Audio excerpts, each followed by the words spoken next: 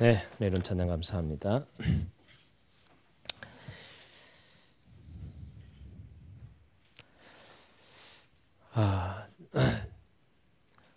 옆 사람의 손을 한번 잡고 인사 한번 해봅시다.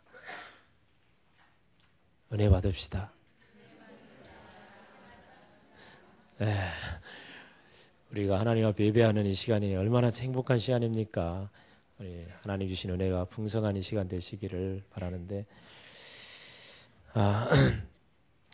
옛날에 달리기를 너무 잘해가지고 늘 달리기 잘한 걸 자랑하는 그런 한 개가 있었습니다. 개.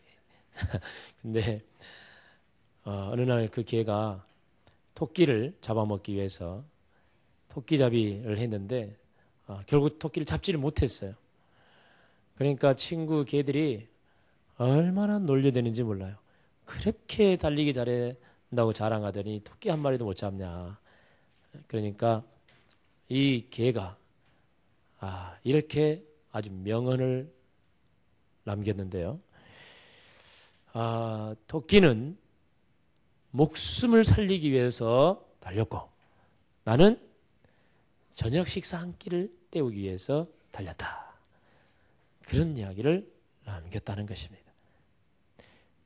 목숨 살리기 위해서 달린 사람, 생명 걸고 죽을 각오로 하는 사람 누가 이기겠습니까?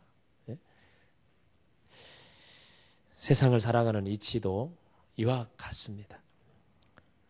생존을 위해서 이거 아니면 나는 죽는다라는 그런 각오로 돈을 벌고 그런 각오로 살아가는 사람과 그냥 저녁 식사 한 끼 때울 돈 한 푼 벌려고 하는 사람과는 돈을 버는 목적이 틀린 것입니다. 살아가는 자세가 틀린 것입니다. 결과도 분명히 다르겠죠. 달리기를 하는 데 있어서도 한 100m 달리기 하고 끝내버릴 사람과 42.19km 마라톤을 위해 달리는 사람과는 이 몸가짐 또 이게 신발끈을 묶는 것부터 다르다. 그래요.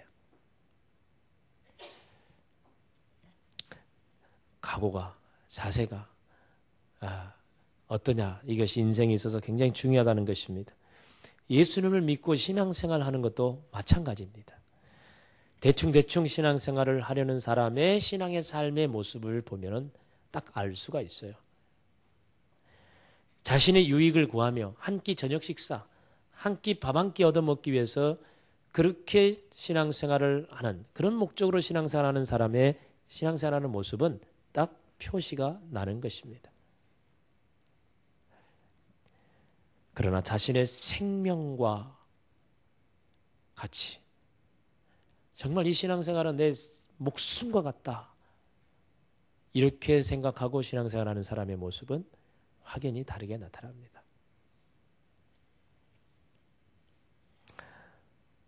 어떤 자세로 신앙생활을 해야 하겠습니까? 가면 가고 말건 말고 믿으면 믿고 말면 말며 이게 아니라 예수 안 믿으면 나 죽는다. 응? 나 오늘 교회 안 가면 나 죽는다. 내 목숨과 직결되어 있는 이거 아니면 나 진짜 죽는다라는 그런 정신으로 신앙생활하는 사람 완전히 달라요. 대충 신앙생활하는 사람은 하나님도 대충 돌봅니다. 그러나 생명 걸고 신앙생활하는 사람은 우리 하나님도 생명 걸고 그 사람을 지키십니다.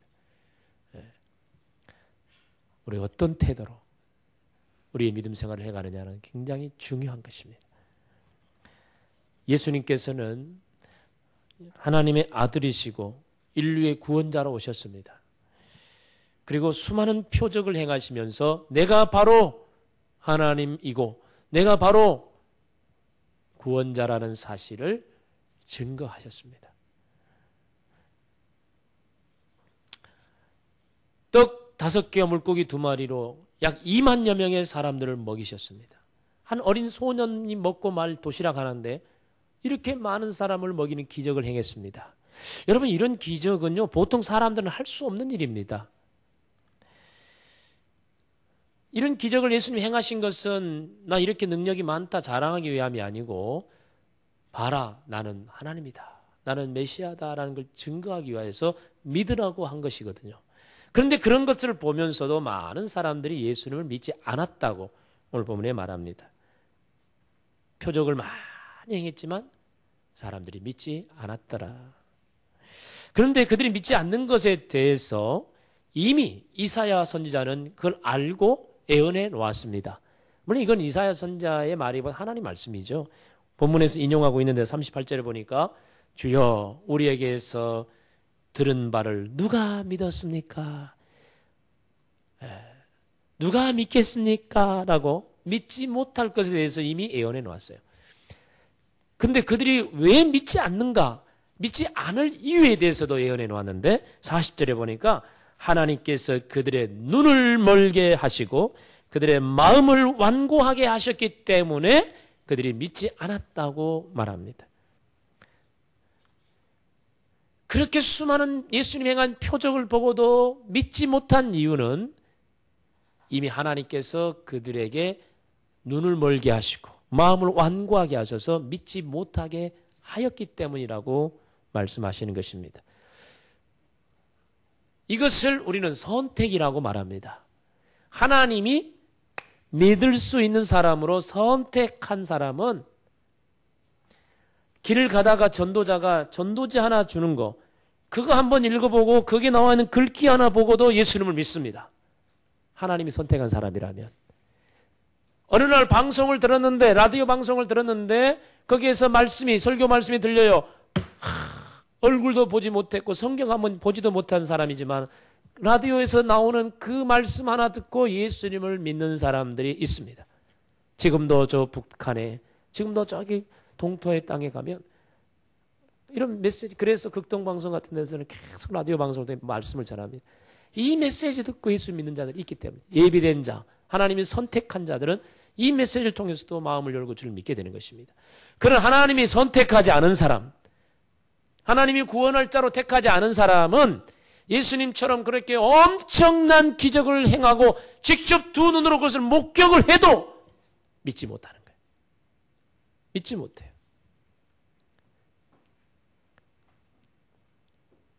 여러분, 예수님이 여러분의 구주이심을 믿으십니까? 예수님이 여러분을 위하여 십자가에 죽으시고 부활하셔서 여러분을 하나님의 나라로 인도해 주실 분으로 믿으십니까? 여러분에게 그 믿음이 있는 것은 얼마나 큰 축복인지 모릅니다. 여러분이 믿고 싶어서 믿은 게 아닌 것입니다. 여러분이 오늘 여기에 오고 싶어서 온 게 아니라 그 말입니다. 이미 하나님은 여러분을 하나님의 자녀로 구원받을 백성으로 오래전에 이미 선택해 놓았고 선택해 놓았기 때문에 여러분이 어느 때가 되어서 예수님을 믿게 되고 오늘 이렇게 여기 온 것입니다. 그러므로 내가 오늘 여기 와서 예배드리고 있는 이 사실은 나의 공로가 아니라 전적으로 하나님께서 나를 택하여 구원해 주신 그 은혜인 줄 믿으시기를 주의 이름으로 축원합니다. 그래서 하나님께서는 우리를 구원하실 자로 이미 장세 전에 나를 선택해 놓았어요. 하나님은 나를 선택하셨고 그리고 예수님께서는 하나님이 선택해 놓은 나를 위해서 십자가에서 못 박혀 죽으셔서 나를 죄에서 사하시고 구원하신 이 구속 사역을 이루어 주셨습니다. 그리고 성령 하나님께서는 예수님께서 그렇게 죽으신 것을 내가 믿을 수 있도록 나같이 악하고 더럽고 추하고 교만한 자가 예수님이 날 위해 십자가에 죽으셨다는 이 사실을 들을 때 내 마음이 감동이 되고 맞아 그랬구나 그래 나도 예수 믿자 라는 마음의 결단이 생기고 마음이 그렇게 문이 열리도록 성령께서 내게 역사하여 주셨어요. 그래서 내가 믿을 수 있게 된 것입니다. 내가 예수 믿는 건 나의 공로가 전혀 아닙니다. 성부 하나님의 선택과 성자 예수님의 구속하심과 성령 하나님이 내 마음에 그 구속하심을 적용해 주심으로 내가 예수님을 믿게 된 것입니다. 에베소 2장 8절에 너희는 그래서 그 은혜 정말 하나님의 그 은혜에 의하여 믿음으로 말미암아 구원을 받았으니 이것이 너희에게서 난 것이 아니요 무엇이라? 하나님의 선물이라. 하나님 내게 주신 선물이에요. 하나님이 선택하셨고 예수님이 구속하셨고 성령님이 적용했으니 삼위일체 하나님 자녀 이렇게 나를 한 사람을 위해 성부 하나님이 선택하시고 성령 하나님께서 성자 예수님이 구속하시고 성령 하나님이 나에게 그 모든 은혜를 믿게 하신 것.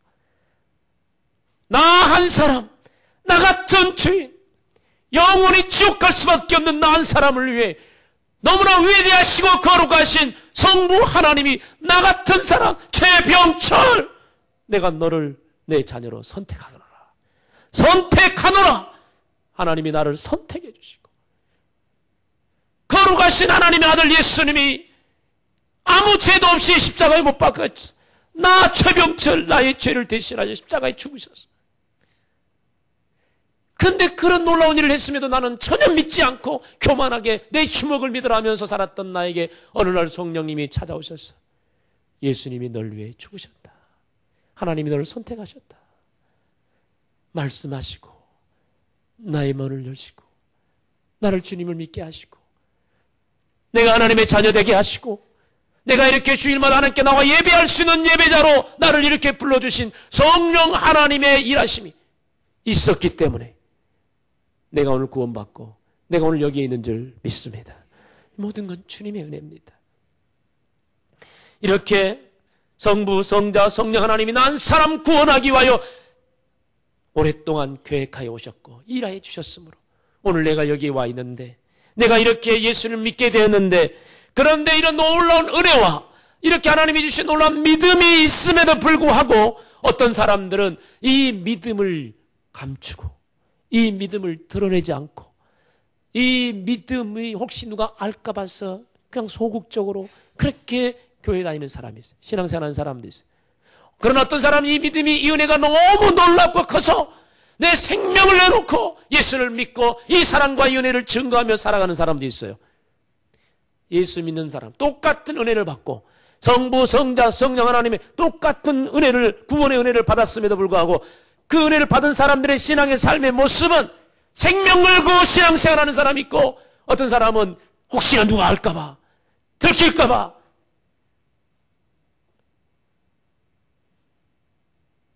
예수 믿는다고 하면 내 가진 거 빼앗길까 봐 주일날 교회 간다고 하면 회사에서 쫓겨날까 봐 우리는 뭐가 그렇게 두렵고 걱정이 많은지 드러내지 않습니다.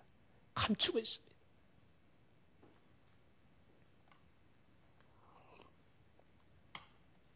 어떤 사람이 교회 오면서 성경책을 가지고 오는데 다 이렇게 팔짱에 끼고 있고 오면 얼마나 좋아요.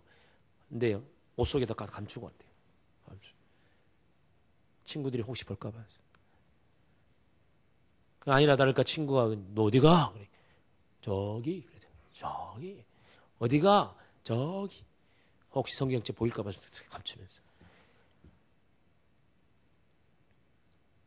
요즘엔 성경책도 안 가져오더라고요. 성경책 가져오셨나요?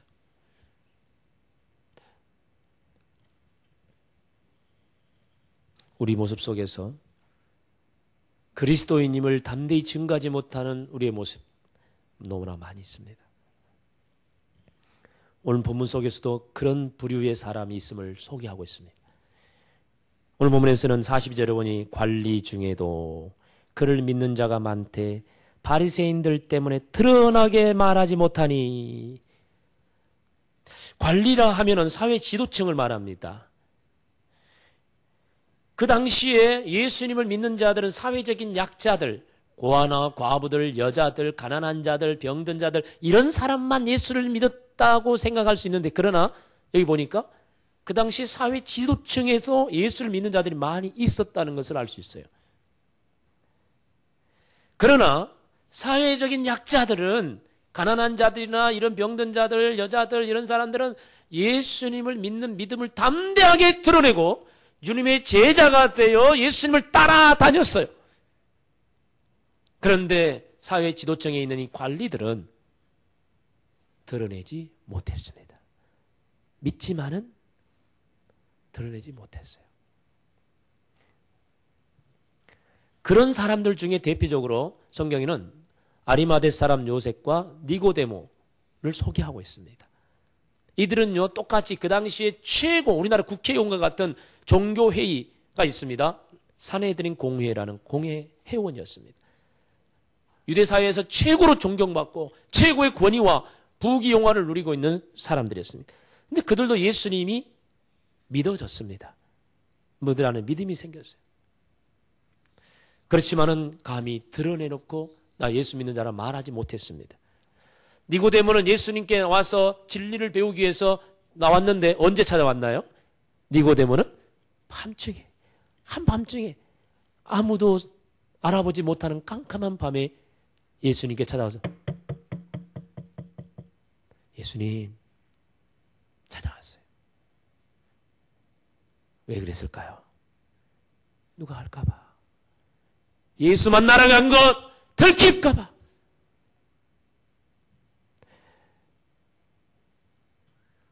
아리마대 사람 요셉, 그도 예수님의 제자였지만 그도 역시 드러내놓고 예수를 믿는다 말하지 못했어요. 그런데 이들이 예수님이 십자가에 못 박혀 죽으신 후에는 완전히 새로운 모습으로 나타나고 있는 걸 볼 수 있습니다. 요한복음 19장 38절에 보니까 아리마대 사람 요셉은 예수의 제자이나 유대인이 두려워 그것을 숨기더니 이 일 후에 예수님이 십자가에 죽으신 후에 빌라도에게 예수의 시체를 가져가기를 구하매 빌라도가 허락하는지라 이에 가서 예수의 시체를 가져갔다 했어요. 예수님의 시체, 예수님은요 가장 큰 죄인으로 취급받고 지금 십자가 못 박힌 거거든요. 그러니까 그 당시에는요 그런 죄인의 시체를 건들지 못해요. 거두지 못해요. 왜? 같은 죄인으로 같은 부류로 취급받기 때문입니다. 아무도 그 예수님 시체를 손대지 못했어요. 그런데 담대하게 마가복음 15장에서는 이 단어가 하나 더 들어갔어요. 당돌이라는 말. 당돌이 빌라도에게 가가지고 예수 시체 주시오! 요구했다는 것입니다. 그 전에는 혹시 누가 알까봐 숨어서 드러내지도 못했는데 예수님이 죽은 후에는 담대하게 가가지고 예수의 시체 주시오! 나 예수의 제자요! 내가 예수의 시체 거두겠어! 그래가지고 자기 무덤에 갔다가 장사를 지냈어요. 39절에 보니까 일찍이 예수께 밤에 찾아왔던 니고데모도 몰약과 침향 섞은 것을 100리터라쯤 가지고 온지라.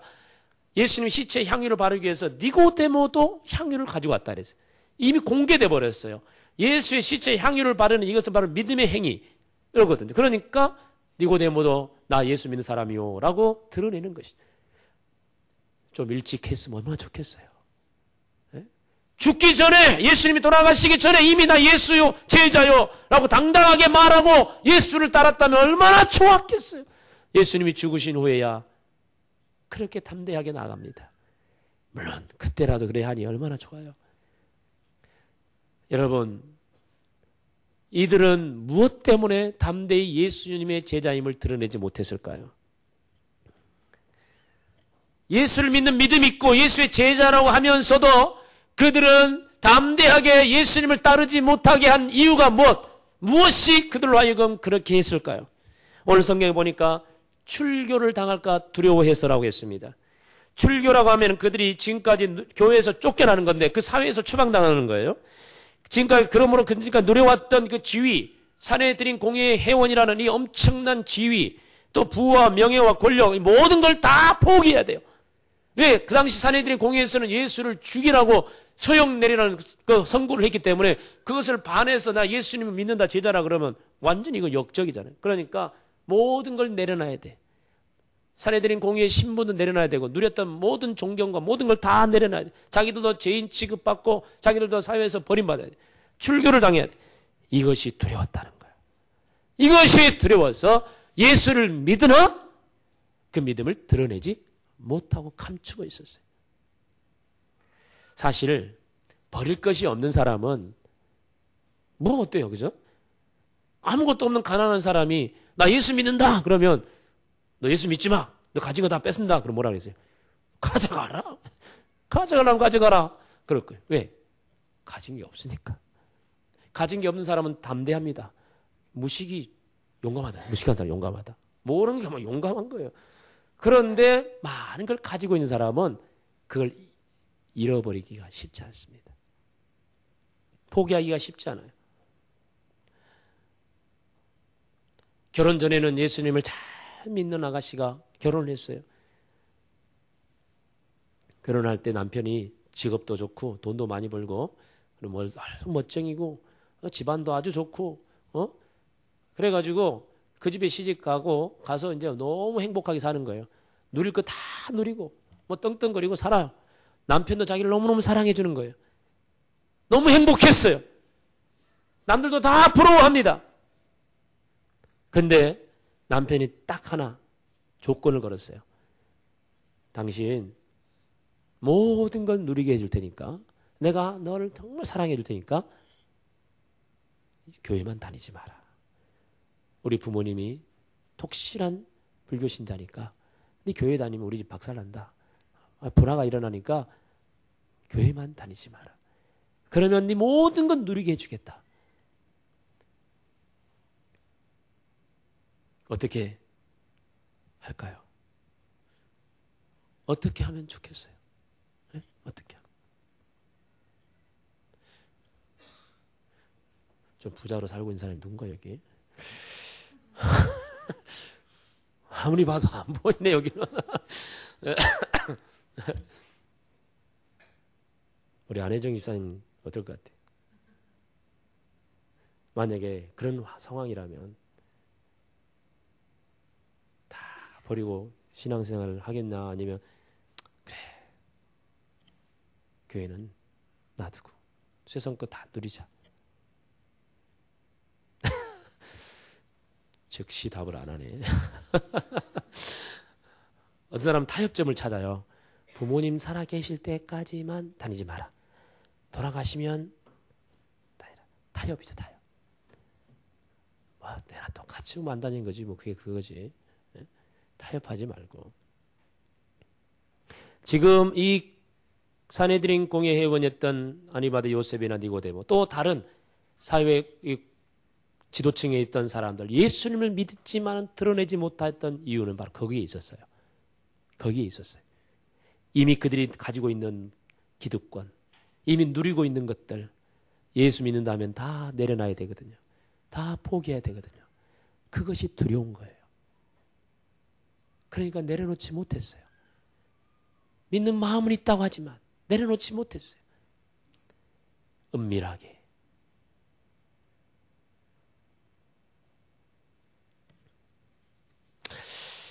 이들의 생각은 가만히 보면은 그들이 생각하고 있는 행복의 기준이 다르다는 걸 알 수 있어요. 사람은요, 누구나 다 행복을 추구합니다. 행복하게 살고 싶어 합니다. 오늘 여러분이 교회에 나오셨는데, 교회에 나와 예배 드리는 것이 행복하기 때문에 이곳에 나온 줄 믿습니다. 오늘 교회에 가서 예배 드리는 게 나는 정말 지옥이야. 너무 나는 큰 불행이야. 고통이야. 이렇게 생각하는 사람은요, 억만금을 준다 해도 안 나옵니다. 한번 나가줄게. 한번 나와줄 수는 있어요. 계속해서 이렇게 신앙생활 한다는 건 쉽지 않습니다.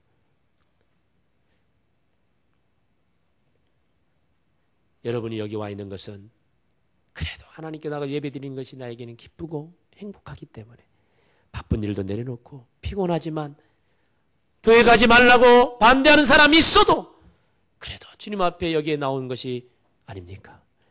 여러분 그러시죠? 예, 오늘 여기 나와 있는 게 행복하시죠? 행복하시죠?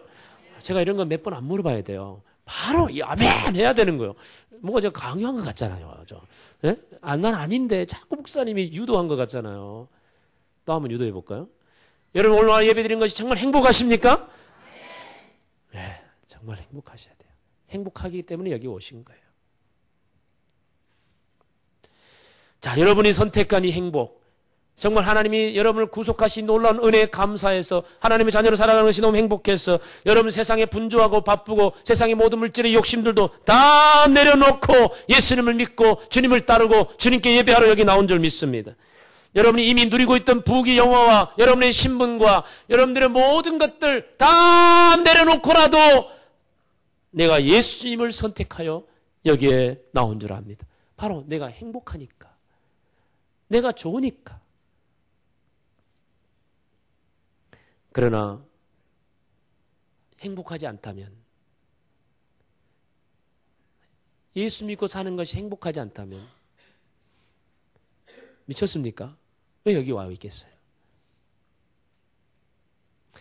내가 이미 누리고 있는 것 왜 내려놔요? 어떻게 해서 얻은 건데? 어떻게 해서 모은 건데?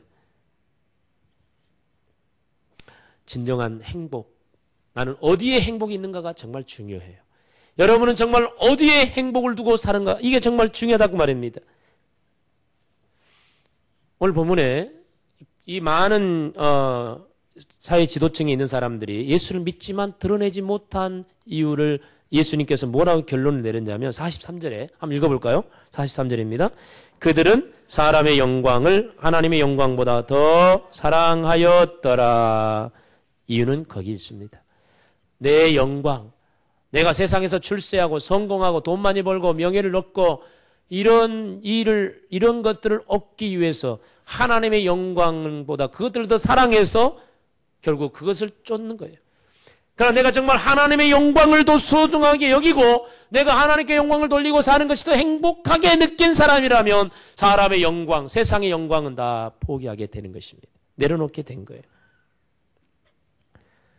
진정한 우리의 행복은 어디에 있습니까? 안개와 같이 있다가 사라져버릴 그런 세상의 것들이 있습니까? 아니면 영원히 사라지지 않는 영생의 길, 거기에 내 진정한 행복이 있습니까? 마태복음 10장 28절 이하에 몸은 죽여도 영혼은 능히 죽이지 못하는 자들을 두려워하지 말고 오직 몸과 영혼을 능히 지옥에 면하실 수 있는 일을 두려워하라. 누구든지 사람 앞에서 나를 시인하면 나도 하늘에 계신 내 아버지 앞에서 그를 시인할 것이요 누구든지 사람 앞에서 나를 부인하면 나도 하늘에 계신 내 아버지 앞에서 그를 부인하리라. 정말 이거 중요한 말씀입니다. 내 행복을 위해, 사람의 영광을 위해, 세상에서 성공과 출세를 위해서 예수 그리스도를 부인하며 드러내지 못하고 담대하게 날 알리지 못하고 살아가는 사람이 있다면 주님께서도 여러분을 시인하지 않으신다는 거예요. 그러나 어떤 핍박과 어떤 환난과 어떤 손해와 어떤 욕을 먹어도 나는 예수 그리스도 하나님 나라와 그 의를 위하여 하나님 영광을 위해 이것이 나의 행복이요 이것이 나의 기쁨인 줄 알고 그 길을 가는 자는 주님께서도 인정해 주시고 내가 너를 아노라 시인해 주시겠다고 하십니다. 성도 여러분, 예수님을 믿고 살아가는 것을 세상 가운데서 담대히 드러내고 살아가는 것이 무엇이 그리 두렵게 느껴집니까? 예수님을 따르기 위해 자신의 모든 기득권을 포기해야 될 때 그것이 두려운 이유는 무엇입니까? 저 여러분들이 더 적극적으로 더 열정적으로 생명을 다하여 순교적인 신앙생활을 하지 못하게 하는 그것이 도대체 무엇입니까? 여러분의 삶 속에 경제 문제가 걸려 있습니까? 너무 힘들어서 주일날도 돈 한 푼 더 벌기 위해서 그 길을 가고 있습니까? 여러분의 가족이 걱정됩니까? 시부모님 반대해서, 남편이 싫어해서, 가족이 불화가 걱정이 돼서, 가족으로부터 핍박받는 것 때문에, 또 건강 문제 때문에, 내가 교회 다닌다고 하면 세상 사람들이 나를 소외할까 봐서, 직장에서 왕따당할까 봐서, 직장에서 인정받지 못할까 봐서, 승진하지 못할까 봐서, 내가 예수 믿는 걸 담대하게 드러내지 못하고 있지는 않습니까? 여러분, 진정 여러분의 행복은 어디에 있습니까? 저 세상 속에 있습니까? 세상의 성공 속에 행복이 있습니까? 통장에 돈이 가득 들어있는 것이 진정한 여러분의 행복입니까? 아니면 진정한 행복은 예수 그리스도 안에 있습니까? 진정한 행복은 여러분이 오늘 여기와 예배드리는 이 자리에 여기에서 여러분이 경험할 수 있는 것이 진정한 행복이 아닙니까? 사람의 영광을 얻기 위하여 하나님의 영광을 버리는 자, 주님께서도 우리를 버리실 거예요. 우리의 진정한 행복, 예수 안에 있기를 원합니다. 주님이 내게 큰 기쁨이요, 주님이 주신 은혜가 내게 가장 큰 행복인 줄 믿고 살아야 할 것입니다. 베드로전서 1장 7절 이하에 보니 우리 한번 너무 중요한 말씀인데 다시 한번 읽어보겠습니다. 베드로전서 1장 7절과 8절입니다. 너희 믿음의 확실함은 불로 연단하여도 없어질 금보다 더 귀하여 예수 그리스도께서 나타나실 때에 칭찬과 영광과 존귀를 얻게 할 것이니라. 예수를 너희가 보지 못하였으나 사랑하는도다. 이제도 보지 못하나 믿고 말할 수 없는 영광스러운 즐거움으로 기뻐하니 라는 말씀입니다. 나의 믿음은 불로 연단하여도 없어질 금보다 더 귀한 믿음인데 이 믿음은 어떤 믿음입니까? 예수 그리스도께서 나타나실 때에 칭찬과 영광과 존귀함을 받게 될 것이다. 여러분의 믿음, 시시한 믿음, 그저 감춰놓고 드러내지 못하는 비겁한 믿음, 그런 믿음이라면 주님이 오실 때에 칭찬과 영광과 존귀함을 얻지 못할 것이에요. 그러나 불로 연단하여도 없어질 금보다도 더 귀한 믿음, 어떤 연단과 어떤 환난과 어떤 고난 속에서도 굳건하게 믿음을 지키고 나아가는 우리의 믿음, 그 믿음은 그리스도께서 나타나실 때에 주님이 오시는 그날 칭찬을 받으실 것이며 영광을 받으실 것이며 존귀함을 받게 될 줄 믿습니다. 정말 우리는 그것이 나의 행복이 돼야 돼요. 이것이 나의 기쁨이 돼야 돼요. 내가 주님을 아직 보지도 못했어요. 아직 주님이 오시지도 않았어요.